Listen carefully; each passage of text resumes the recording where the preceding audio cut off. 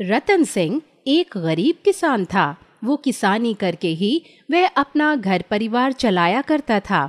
रतन का बेटा अनुज शहर में अपनी पढ़ाई पूरी कर रहा था। ऐसे ही एक दिन अनुज अपने पिता को फोन करता है और अपने पिता से कहता है, प्रणाम पिताजी, कैसे हैं आप? मैं तो ठीक हूँ बेटा, तू बता, सब ठीक तो है ना? और तेरी पढ़ाई कैसी चल रही है? मन लग रहा है ना तेरे शहर में? हाँ पिताजी, सब कुछ ठीक है। वो पिताजी 2 महीने से फीस नहीं आई है, इसलिए मैंने आपको फ़ोन किया है। आप फीस जमा करवा दीजिए जल्दी। और आप बिल्कुल भी टेंशन मत लीजिए। एक दिन जब मैं अपनी पढ़ाई पूरी करके वापस आऊँगा तब आपके सारे कर्ज उतार दूंगा। अरे नहीं बेटा, ऐसी कोई बात नहीं। तू बिल्कुल भी चिंता मत कर, मैं पैसों का इंतजाम करता हूँ। बेटे की बात सुनकर रतन सिंह का चेहरा थोड़ा सा उदास हो जाता है, क्योंकि वो अपने बेटे को अपनी आर्थिक हालात के बारे में कुछ भी नहीं बताना चाहता था। रतन सिंह अपनी जमीन के कागज लेकर अपने गांव के सेठ वीर प्रताप सिंह के पास जाता है और वीर प्रताप से कहता है, मालिक, हमें आपकी थोड़ी सी मदद चाहिए। दरअसल कुछ पैसों की ज़रूरत है मुझे, तो आप मेरी ज़मीन के कागज़ गिरवी रख लीजिए और मुझे कुछ पैसे उधार दे दीजिए। अरे, ये तू अपनी जमीन के कागज लेकर आया है तू? अगर उधारी चाहिए तो कम से कम चीज तो अच्छी लेकर आ गिरवी रखने के लिए। और तेरे घर के कागज नहीं चाहिए हमें। अगर गिरवी रखनी है तो अपना खेत गिरवी रख, तब जाकर ही मैं तुझे पैसे दूंगा। बाकी तेरी मर्जी है। अरे मालिक, मुझे सच में पैसे की ज़रूरत है। ठीक है, मैं शाम को आता हूँ खेत के कागज़ लेकर। मालिक, बस मेरा बेटा जब शहर से वापस आएगा तब आपकी पाई पाई चुका दूंगा मैं। अरे बस बस, मेरे पास तेरी बकवास सुनने का समय नहीं है। शाम को कागज लेकर आ जाना और पैसे लेकर चल जाना। रतन सिंह उदास मन से जमीन के कागज लेकर घर आ जाता है। थोड़ी देर में फिर से रतन के बेटे का फोन आता है। रतन इस बार अपने बेटे का फोन ही नहीं उठाता। वह बहुत परेशान था। ऐसे ही शाम को रतन फिर से वीर सिंह के घर जाता है और अपने खेत के कागज गिरवी रख के अपने बेटे की पढ़ाई के लिए कर्ज ले लेता है। वीर सिंह रतन सिंह के खेत के कागज पाकर बहुत खुश होता है, क्योंकि रतन का खेत बहुत उपजाऊ वाली जमीन थी। उस पर बहुत अच्छी खेती होती थी। हाँ, कितना भोला है ये रतन। कितने बड़े बड़े सपने देख रहा है अपने बेटे को लेकर। लेकिन ये भूल गया है कि गरीब लोग हमेशा गरीब ही रहते हैं। गरीब का बेटा कभी अमीर नहीं बन सकता और ना ही बड़ा इंसान बन सकता है। खैर, मुझे जो चाहिए था वो मुझे मिल गया। अब क्या चाहिए? रतन सिंह अपने बेटे की कॉलेज की फीस जमा करने के लिए अपने बेटे के अकाउंट में पैसे भेज देता है। ऐसे ही लगभग 7-8 महीने गुजर जाते हैं। रतन के बेटे की नौकरी शहर में ही लग जाती है। अनुज अब हर महीने अपने पिता के अकाउंट में पैसे भेजा करता। रतन सिंह धीरे धीरे वीर सिंह की पाई पाई चुका देता है और एक दिन रतन वीर सिंह से अपने खेत के कागज वापस मांगते हुए कहता है, मालिक, मैंने आपकी पाई पाई चुका दी है। अब आप मुझे मेरे खेत के कागज़ वापस कर दीजिए। और आपने उस समय मेरी मदद की, उसके लिए आपका बहुत बहुत शुक्रिया। आपका एहसान मैं ज़िंदगी भर नहीं भूलूंगा। अरे, इसमें एहसान वाली क्या बात है? मैं तुझे कुछ बताना चाहता हूँ रतन। देख, मैं तुझे तेरे खेत के कागज वापस नहीं कर पाऊंगा, क्योंकि अब मैंने उस पर खेती करवाना शुरू कर दिया है। क्योंकि पैसे चुकाने में तूने काफ़ी देर कर दी। और फिर वैसे भी तुझे खेत के बदले खेत चाहिए ना। तो जितना तेरा खेत है उतना खेत मैं तुझे दे दूंगा। अपने गांव में जो नदी है ना, उस नदी के पीछे वाला जो खेत है, वो सारा खेत मैं तेरे नाम कर दूंगा। ये क्या बात कर रहे हो आप मालिक? मैं अपने खेत में सब्जियों की खेती करता था और आपने मुझसे बिना पूछे मेरे खेत में खेती शुरू कर दी। ये तो गलत है ना मालिक? देख, ये मत भूल, मैं इस गांव का सेठ हूँ। चाहूँ तो इस गांव से तेरा रोटी पानी उठवा सकता हूँ। इसलिए भलाई इसी में है कि तू चुपचाप बदले में जो तुझे खेत दे रहा हूँ वो खेत ले और उसमें खेती कर और अपना जीवन चला। इससे मुझे कोई दिक्कत नहीं है। किसी गरीब के पेट पर इस तरह से लात ना मारो मालिक। मैंने बहुत भरोसे के साथ आपको ज़मीन के कागज़ दिए थे, लेकिन मुझे नहीं पता था कि आप आगे जाकर मेरे साथ ऐसा करोगे। मैं बदले में तुझे खेत के बदले खेत दे रहा हूँ। मैंने तेरे साथ कोई धोखा नहीं किया है। अगर तुझे खेत नहीं चाहिए तो मत ले। मैं चाहूँ तो तुझे यहाँ से लात घूंसे मरवा कर भगा सकता हूँ, लेकिन मुझे ऐसा नहीं करना। चुपचाप इन पेपर पर साइन कर और जाओ यहाँ से। वीर सिंह डरा धमकाकर रतन को दूसरा खेत दे देता है। बेचारा रतन गरीब था, जिस वजह से वो वीर सिंह के खिलाफ आवाज नहीं उठा पाता। रोता बिलखता रतन अपने घर आ जाता है। ऐसे ही एक हफ्ते बाद रतन उस खेत में खेती करने के लिए जाता है। रतन बहुत मेहनत से उस खेत में खेती कर रहा था, लेकिन एक किसान को उपजाऊ खेत की जमीन की बहुत अच्छे से परख होती है। वीर सिंह ने यहाँ पर भी रतन के साथ धोखा किया। वो जमीन बंजर थी, उस जमीन पर खेती करना बहुत मुश्किल था। रतन जमीन पर बैठकर रोने लगता है। तभी अनुज का फोन आता है। अनुज अपने पिता की रोने वाली आवाज सुनकर घबरा जाता है और वह अगले ही दिन अपने घर आ जाता है। रतन अनुज को सारी बात बताता है, जिसके बाद अनुज अपने पिता से कहता है, पिताजी आप बिल्कुल भी चिंता मत कीजिए, अब मैं यहाँ आ चुका हूँ, सब ठीक कर दूंगा। कहते हैं ना, घी अगर सीधी उंगली से ना निकले तो उंगली टेढ़ी करनी चाहिए। वीर सिंह ने जो आपके साथ किया है ना, वो बहुत गलत किया है और उसे इसकी भरपाई करनी ही पड़ेगी। ऐसे ही रात भर अनुज वीर सिंह से बदला लेने के लिए तरकीब सोचने लगता है। आखिर अनुज को एक तरकीब सूझती है। अगली सुबह रतन और अनुज दोनों इस खेत में खेती करने लगते हैं। पूरे खेत में अच्छी तरह से खुदाई करने लगते हैं। खुदाई करने के बाद थोड़े बहुत बीज पूरे खेत में फैलाकर वहां से चले जाते हैं। अगले दिन अनुज खूब सारी भिंडी अपने घर में ले आता है। भिंडी देखकर रतन अपने बेटे से कहता है, अनुज तू क्या कर रहा है? मुझे तो कुछ भी समझ में नहीं आ रहा। आखिर तू करना क्या चाहता है? पहले तूने मुझे उस बंजर खेत पर खुदाई करवाई, फिर कुछ बीज डलवा दिए और अब ये भिंडी उठाकर ले आया। आखिर तू करना क्या चाहता है? पिताजी आपको मुझ पर भरोसा है ना? मैं वीर सिंह को यह एहसास दिलाना चाहता हूँ कि उसने आपको जो ज़मीन दी है वो बंजर नहीं है, बल्कि एक जादुई ज़मीन है और उस ज़मीन पर जादुई भिंडी की खेती होती है। अब आप देखो कि क्या नतीजा निकलता है इसका। रात को अनुज सभी भिंडी को गोल्डन कलर का पेंट कर देता है और उन सभी भिंडी को खेत में ले जाकर गाड़ देता है। अगले दिन अनुज पूरे गांव में जोर जोर से चिल्लाने लगता है, अरे ये तो चमत्कार हो गया, यह ज़मीन तो जादुई ज़मीन है। इस ज़मीन पर जादुई भिंडी की खेती हो गई। अरे हम तो माला माल हो गए। अनुज को इस तरह से चिल्लाता हुआ देखकर गांव के कुछ लोग उसके पास आते हैं और जादुई भिंडी के बारे में पूछने लगते हैं। अरे अरे अनुज बेटा, क्या सच में तुम्हारे खेत में जादुई सोने की भिंडी हुई है? यह तो कमाल हो गया बेटा, हमें भी देखना है कैसी दिखती है जादुई भिंडी। अनुज उन सभी को खेत में ले जाता है और दूर से ही सभी लोगों को सोने की भिंडी दिखाता है। सभी लोग ये सब देखकर हैरान हो जाते हैं, लेकिन अनुज किसी को भी खेत में आने नहीं देता, ना ही भिंडी छूने देता है। अब ये बात धीरे धीरे वीर सिंह तक पहुंच जाती है। वीर सिंह को जब इस बात का पता लगता है तो उसे अपने ही किए पर बहुत पछतावा होता है और गुस्सा आता है। क्या उस जमीन में सोने की भिंडी हुई है? मुझसे इतनी बड़ी भूल कैसे हो गई? मैंने जाने अनजाने में बहुत बड़ी भूल कर दी। मुझे किसी भी कीमत पर वो जमीन वापस चाहिए। वीर सिंह अनुज और रतन के पास जाता है और अपनी जमीन वापस मांगते हुए कहता है, देख रतन, तेरी जमीन किसी काम की नहीं है। अरे इस पर अच्छे से खेती नहीं होती।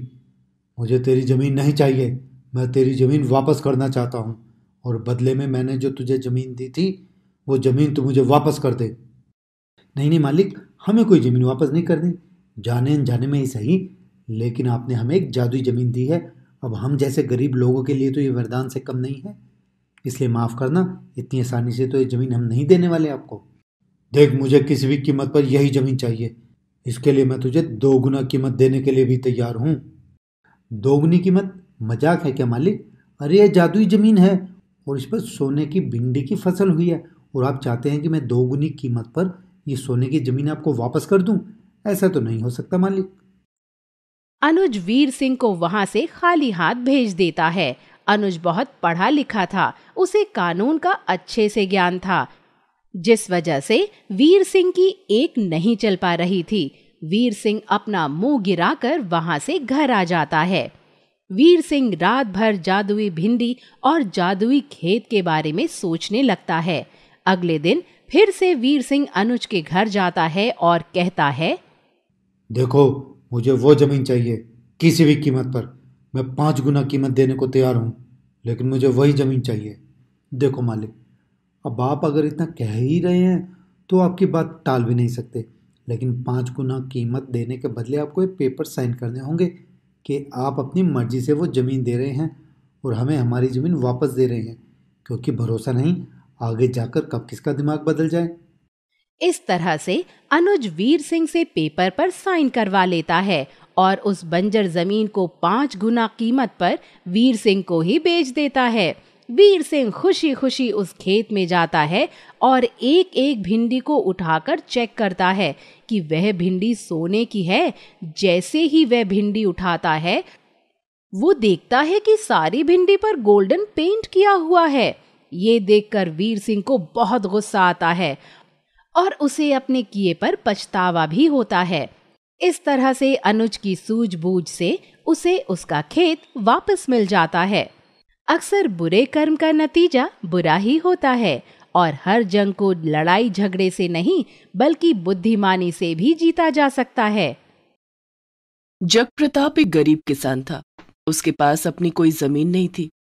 वो लोगों की जमीन पर काम करता था, पर इस बार उसने सोचा कि इस तरह तो मैं सारा मुनाफा उन्हीं लोगों को दे देता हूँ, मुझे कुछ भी नहीं बचता। क्यों ना ऐसा करूं कि किसी किसान से थोड़ी सी जमीन बटाई पर ले लूं। माना थोड़ी मेहनत ज्यादा लगेगी, लेकिन अगर मुनाफा अच्छा हुआ तो साल भर घर के राशन पानी की चिंता नहीं रहेगी। जगप्रताप के परिवार में उसकी पत्नी और 2 बच्चे थे। फिर बात की तुमने अपने किसान भाइयों से? कोई तैयार हुआ तुम्हें जमीन देने के लिए? अभी तो कोई राजी नहीं हुआ है, पर भूरे की बात से लग रहा है कि शायद वो मान जाए। उसका नदी के पास का खेत जो है, मैंने उसके लिए बात की है, कल जाकर उसे फाइनल कर लूंगा। अगले दिन जगप्रताप भूरे के पास जाता है। कैसे हो भूरे भाई, और सोचा कुछ? देख भाई, मैं तो बुढ़ा हो चुका हूँ। दोनों बेटे शहर जाकर बस गए हैं, बस खेती बाड़ी में मन लगा रहता है। पर अब इतनी जान नहीं रही है शरीर में कि इतने बड़े खेत को देख सकूं। मैं तुझे नदी वाली जमीन दे देता हूं तो उसमें तरबूज लगा ले, और अगले साल जितना भी मुनाफा तुझे होगा उसका 10% मुझे दे दियो। इस तरह तेरा भी काम हो जाएगा और मुझे भी 2 पैसे मिल जाएंगे। ये सुनकर जगप्रताप खुशी के मारे उछल पड़ता है। वो तुरंत शहर जाता है और वहां से अच्छे तरबूज के बीज लेकर आता है। फिर वो जमीन तैयार करता है। चारों तरफ जंगली जानवरों से बचाने के लिए खेत को वो बाड़ा लगाता है और फिर तरबूज के बीज बिखेर देता है। और जैसे ही मार्च का महीना लगता है, उसके खेतों पर तरबूज आने शुरू हो जाते हैं। छोटे छोटे तरबूज रोज 1 इंच बढ़ते हुए देखकर जगप्रताप बड़ा खुश होता। देख लेना बंटी की माँ, इस बार ये हमारी फसल बहुत अच्छी होगी, और इस बार फसल अच्छी होने के बाद में भूरे से बात कर उसकी और जमीनों पर भी तरबूज की खेती करूंगा। उससे भी पैसे मिलते रहेंगे और मेरा घर भी अच्छे से चलेगा। बस भगवान करे इस बार सब कुछ अच्छा हो जाए। तुम्हें पता है, आज पड़ोसन मिली थी मुझे रास्ते में, कह रही थी कि खेतों की तरफ से आ रही थी और खेत में तरबूज लद लद कर आए हैं। वो तो कह रही थी कि जहां तक मेरी नजर गई बड़े बड़े तरबूज मिट्टी पर पड़े हुए थे, कहीं नजर ना लग जाए किसी की। हाँ, तुम सही कह रही हो। मैं कल डंडी पर हांडी डाल दूंगा, फिर हमारे खेतों को किसी की नजर नहीं लगेगी। तभी उसके दोनों बच्चे वहां आते हैं और जगप्रताप से जिद करने लगते हैं। बाबा, खेतों में तरबूज पक गए हैं क्या? बाबा, जो पहला तरबूज पकेगा उसे घर के लिए लेकर आना। और कितना टाइम लगेगा बाबा? बस बेटा, 2 दिन और इंतजार करो। कुछ अच्छे तरबूज हैं, 2 दिन में पक जाएंगे। और वैसे मैं कुछ घर ले आऊंगा और बाकी सारे बाजार में बेच दूंगा। बच्चे बड़े खुश थे कि वो पहली बार अपने बाबा के हाथ के लगाए हुए तरबूज खाएंगे। सब कुछ अच्छा चल रहा था। जिस दिन जगप्रताप अपने खेतों में तरबूज तोड़ने जाता है तो उसके पैरों के नीचे से जमीन निकल जाती है। तरबूज का जमीन पर लगने वाला हिस्सा कीड़ों ने खा लिया था। हे भगवान, ये क्या हुआ? मैं तो समझ रहा था कि ये तरबूज नीचे से पक रहे होंगे, लेकिन सब कीड़ों ने खा लिए। मेरे बच्चों के कितने सारे सपने यहीं पर खत्म हो गए। अब उन्हें फसल का पहला तरबूज कैसे खिलाऊं? वो चिंता में डूबा हुआ बैठा था। तभी उसे ख्याल आया कि तरबूज तो मैं कहीं से भी लाकर बच्चों को खिला दूंगा। जो सबसे बड़ी परेशानी है वो ये है कि पत्नी से कैसे कहूंगा।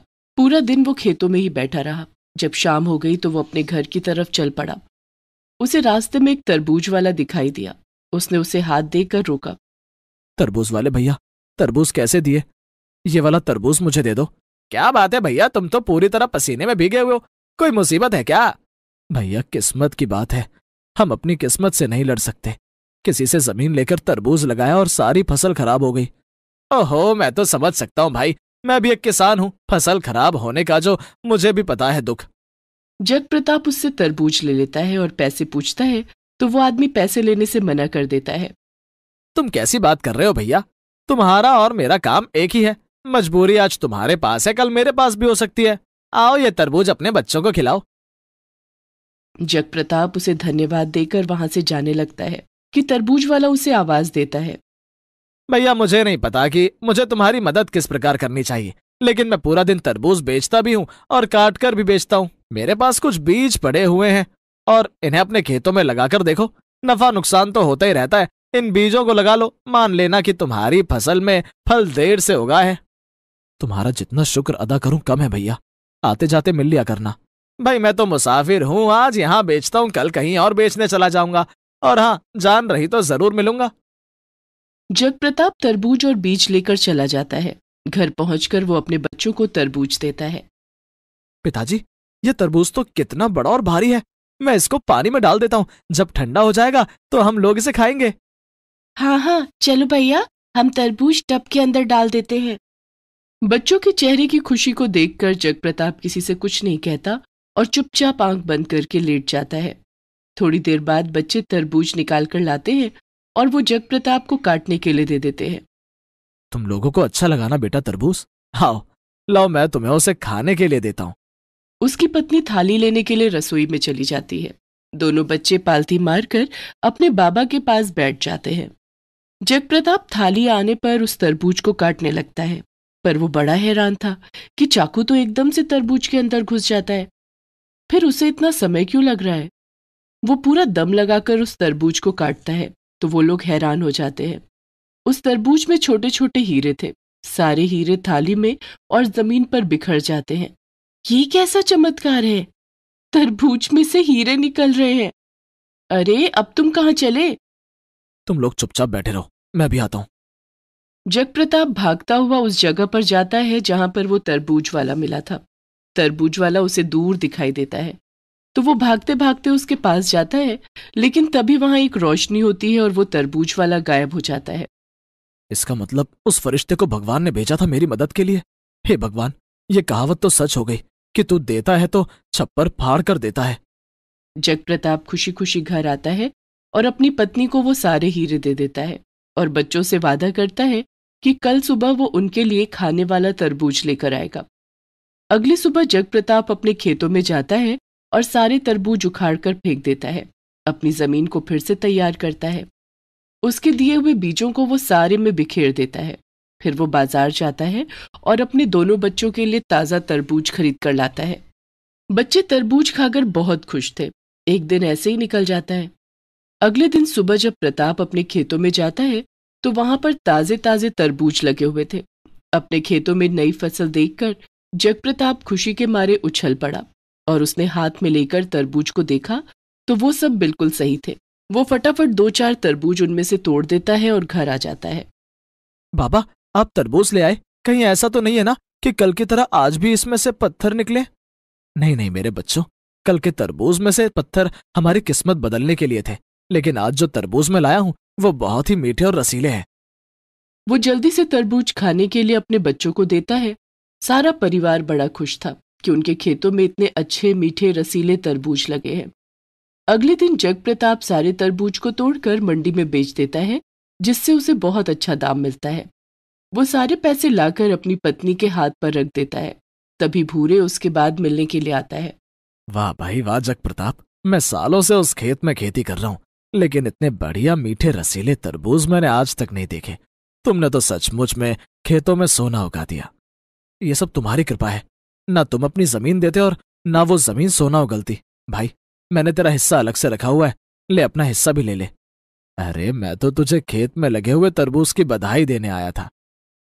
भाई तेरी बदौलत मेरा घर चलेगा, ले ये अपने पैसे पकड़, जितना बोझ कम हो उतना अच्छा। और हाँ, अगर फसल बहुत अच्छी रही तो अगले साल तुझसे मैं तेरा पूरा खेत ले लूंगा और तुझे उसका 30% दे दूंगा।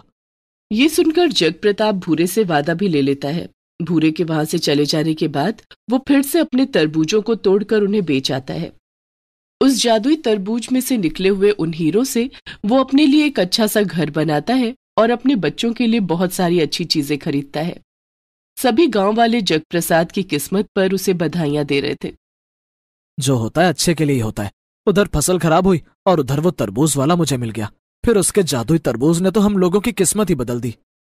सही कहा तुमने, इन जादुई तरबूजों ने हमारी किस्मत बदल दी और उस तरबूज में से जितने भी हीरे निकले थे उससे हम लोग अपने जीवन को सुधारने में लगाएंगे और बाकी का जितना भी हीरा है वो हम अपने दोनों बच्चों के भविष्य के लिए रख देंगे, ताकि जिंदगी में उन्हें कभी किसी चीज की जरूरत पड़े तो उनके पास पर्याप्त मात्रा में धन हो।